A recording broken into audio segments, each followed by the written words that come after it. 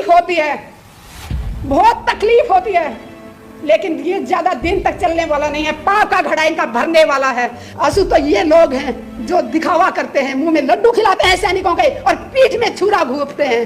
Appeal करती हूँ, जाति में ना बटे, धर्म में ना बटे। सबसे बड़ा धर्म है इंसानियत। इंसान बन के जियो, इंसानियत सबसे बड़ा धर्म है। देश के सैनिकों के लिए एक ही बात कहूंगी, मुझे भारतीय सैनिकों के ऊपर गर्व है और मैं गर्व करती हूँ कि मैं एक भारतीय सैनिक की पत्नी हूँ और एक किसान की बेटी हूँ। और जिसने कारगिल में अपना खून बहाया, दुश्मन से लड़ाई लड़ी, उसकी पत्नी को भी उन्होंने नंगा करके घुमाया। शर्म आनी चाहिए, सत्ता में बैठे लोगों को शर्म आनी चाहिए, खासकर जिस पार्टी की महिलाओं को शर्म आनी चाहिए। देश सुरक्षित हाथों में है, सो जाइए आंख बंद करके। अरे मणिपुर में जो हुआ उसको देख के कोई बहन सोई है क्या?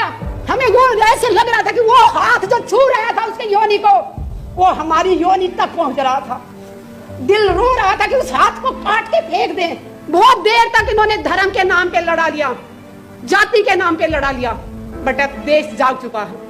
ऐसी हालत करने की तैयारी कर रखी है देश की सरकार ने। और प्रधानमंत्री जी कब तक भागोगे देश के सवालों से? प्रधानमंत्री जी अपने लिए 8,000 करोड़ का जहाज खरीद सकते हैं, लेकिन देश के सैनिक अगर उनसे जहाज मांगते हैं कि उनको खतरा है रोड से जाने से, तो पुलवामा जैसी घटना करने पे मजबूर किया जाता है सैनिकों को। मुझे दुख इस बात का होता है कि जो हमारे नेशनल चैनल हैं वो सब के सब अपना जमीर बेच चुके हैं। मैं उनसे पूछना चाहती हूँ, मोदी जी सदा कुर्सी पे नहीं रहने वाले। जिस दिन वो कुर्सी से चले जाएंगे, क्या तुम्हें लगता है तुम चैनल ढंग से चला पाओगे? आज जनता भूखी मर रही है, बेरोजगारी इतनी चरम पे है, भूखमरी इतनी चरम पे है, महिलाओं को नंगा करके घुमाया जा रहा है और हमारे चैनल में बैठे लोग अपना जमीर बेच के मुंह बंद करके बैठे हुए हैं। जब इस देश का इलेक्शन हुआ था 2014 में, हम बहुत खुश हुए थे कि हमारे देश को एक बहुत अच्छा प्रधानमंत्री मिलने जा रहा है। हमारे साथ उस टाइम भी बहुत बड़ा धोखा किया। हम चेहरा देख रहे थे मोदी जी का कि देश को ये चलाएंगे, इनकी अच्छी अच्छी बातें सुन के हम बहुत खुश हुए थे कि हमारे देश का बहुत भला होने वाला, लेकिन पूरे देश के साथ इतना बड़ा धोखा होगा ये हमने नहीं सोचा था। चेहरा प्रधानमंत्री मोदी जी का दिखाया गया और देश कौन चला रहा है? अडानी अंबानी, जिनको हम जानते भी नहीं थे। चेहरे से जो गांव की औरतें हैं वो तो जानती भी नहीं थी, लेकिन आज प्रधानमंत्री जी ने ये साबित कर दिया कि वो सबसे कायर प्रधानमंत्री जी हैं। दुख होता है जब सैनिकों के नाम पे वोट मांगने जाते हैं। पुलवामा इनकी कमजोरी के कारण हुआ। इंटेलिजेंस क्या कान और आंखें बंद करके सोया हुआ था?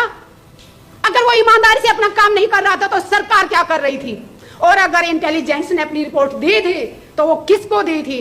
और उसके बाद सरकार में बैठे लोगों ने संज्ञान क्यों नहीं लिया उस पे? क्यों नहीं? जब उनको पता चल गया था कि इस रास्ते से जाने से विस्फोट हो सकता है, तो जिसने भी एयरलिफ्ट से जाने से मना किया, परमिशन देने से मना किया, उसका नाम देश के सामने आना चाहिए। देश की जनता जाग चुकी है। बहुत देर तक इन्होंने धर्म के नाम पे लड़ा लिया, जाति के नाम पे लड़ा लिया, बट अब देश जाग चुका है। देश के समझ में आ गया है, अगर आप भी नहीं बोले तो हम बोलने लायक ही नहीं रहेंगे। ऐसी हालत करने की तैयारी कर रखी है देश की सरकार ने कि हम सिर्फ दो टाइम की रोटी मांगने के लिए हाथ फैलाएं ताकि हम अपने हकों की आवाज ना उठा सके। जवान शहीद होते हैं उस दिन उसके घर में खूब सारे लोगों का आना जाना, सुबह से शाम तक लाइन लगी रहती है, लेकिन उसके बाद उस विधवा को अपना जिंदगी कैसे बसर करती है, किस तरह अपने बच्चों को पढ़ाती है, ये देखने वाला कोई नहीं होता। उस बहन को, विधवा को अपनी पेंशन लागू करवाने के लिए सरकारी दफ्तरों के एक साल तक चक्कर काटने पड़ते हैं। हम बहुत बार रक्षा मंत्रियों से मिले हैं। मनोहर पारिकर जी थे तब भी मीटिंग होती थी, सीतारमन जी थे उनसे भी मीटिंग हुई, हमारे ये राजनाथ जी हैं इनसे भी मीटिंग हुई, लेकिन हमेशा वादा किया जाता है कि हाँ हम सब ये किया जाएगा, लेकिन ना कोई विधवाओं की सुनने वाला है, ना कोई जवानों की सुनने वाला है। और जवान विधवा की बात मैं इसलिए कर रही हूँ, मैंने उन वीर नारियों को बहुत नजदीक से देखा है। मैंने उन वीर नारियों की बहुत तकलीफ देखी थी, तभी मैं जंतर मंतर पे माँ बाप की कसम खा के धरने पे बैठी थी जन सतवीर के साथ। आप में से शायद कुछ लोग जानते भी होंगे, मैं 1 मिनट लेके अपना बताना चाहूंगी। मैंने 810 दिन रिले हंगर स्ट्राइक किया था। एक टाइम खाना खाती थी 24 घंटे में, सुबह से शाम तक सिर्फ प्लेन पानी पीती थी, और उसके बाद 11 दिन तक मैंने आमरण अनशन किया था। और वहां पे बैठी थी तो माँ बाप की कसम खा के बैठी थी, किसान की बेटी हूं और एक सैनिक की पत्नी हूं तो पीछे हटने वाली नहीं थी। आईसीयू में पहुंच गई थी, 4 दिन तक मैं आरआर हॉस्पिटल में रही और मुझे बलात्कार की धमकी दी गई। और जब मैं एफआईआर दर्ज कराने जाती हूँ, उस थाने की महिला एसएचओ कहती है कितने चक्कर काटोगी, छोड़ो, ऐसे तो धमकियां मिलती रहती हैं।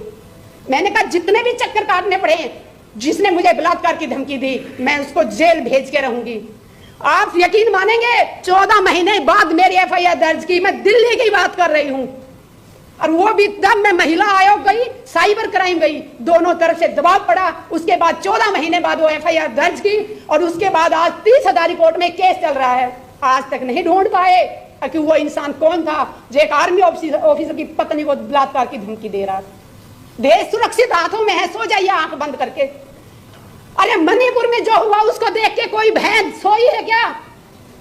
हमें वो ऐसे लग रहा था कि वो हाथ जो छू रहा था उसके योनि को, वो हमारी योनि तक पहुंच रहा था। दिल रो रहा था कि उस हाथ को काट के फेंक दें। और जिसने कारगिल में अपना खून बहाया, दुश्मन से लड़ाई लड़ी, उसकी पत्नी को भी इन्होंने नंगा करके घुमाया। फिर कहते हैं कि मोदी है तो मुमकिन है। शर्म आनी चाहिए, सत्ता में बैठे लोगों को शर्म आनी चाहिए, और खासकर जिस पार्टी की महिलाओं को शर्म आनी चाहिए। अरे वो इतनी गुलाम है कि इस पार्टी की, एक महिला होने के नाते उन्होंने एक शब्द नहीं बोला, चाहे वो पहलवानों को घसीटा गया हो, चाहे किसानों के ऊपर, जिंदा किसानों के ऊपर गाड़ियां चढ़ा दी गई हो। तकलीफ होती है, बहुत तकलीफ होती है, लेकिन ये ज्यादा दिन तक चलने वाला नहीं है। पाप का घड़ा इनका भरने वाला है। आप सबसे एक अपील करती हूँ, जाति में ना बटे, धर्म में ना बटे। सबसे बड़ा धर्म है इंसानियत, इंसान बन के जियो, इंसानियत सबसे बड़ा धर्म है। देश के सैनिकों के लिए एक ही बात कहूंगी, मुझे भारतीय सैनिकों के ऊपर गर्व है और मैं गर्व करती हूँ कि मैं एक भारतीय सैनिक की पत्नी हूँ और एक किसान की बेटी हूँ। अत्याचार ना सहो, जितना अत्याचार सहोगे उतना ज्यादा दबाया जाएगा। पुलवामा में जो भाई शहीद हुए, उनकी पत्नियों की मैं तकलीफें बताऊं आप लोगों को। वो शहीद हो जाता है, विधवा हो जाती है, वो एक ठीक है, अलग बात है, करती है कि मेरे आदमी ने शहीदी दी, गर्व महसूस करती है, लेकिन उस विधवा को कितनी तकलीफों से गुजरना पड़ता है। हमारा समाज उस विधवा को अशुभ मानता है। मैं देश की मातृशक्ति से अपील करती हूँ, विधवाओं का ऐसे तिरस्कार ना करो। उन्होंने अपने सुहाग को देश के लिए दिया है। अरे वो अशुभ कैसे हो सकती है? उसने अपना सिंदूर कुर्बान कर दिया देश के लिए, और उसको कहा जाता है कि तू तेल नहीं चढ़ाएगी, तू किसी को टीका नहीं कर सकती, तू पूजा में नहीं बैठ सकती, कि तू अशुभ है।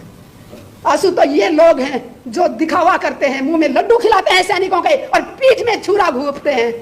अगर ये सच्चे होते तो आज तक पुलवामा के ऊपर कमेटी क्यों नहीं बनाई? अगर बनाई है तो उसमें कौन कौन सदस्य हैं और वो जांच कहां तक पहुंची, पूछता है भारत प्रधानमंत्री जी से। और प्रधानमंत्री जी कब तक भागोगे देश के सवालों से?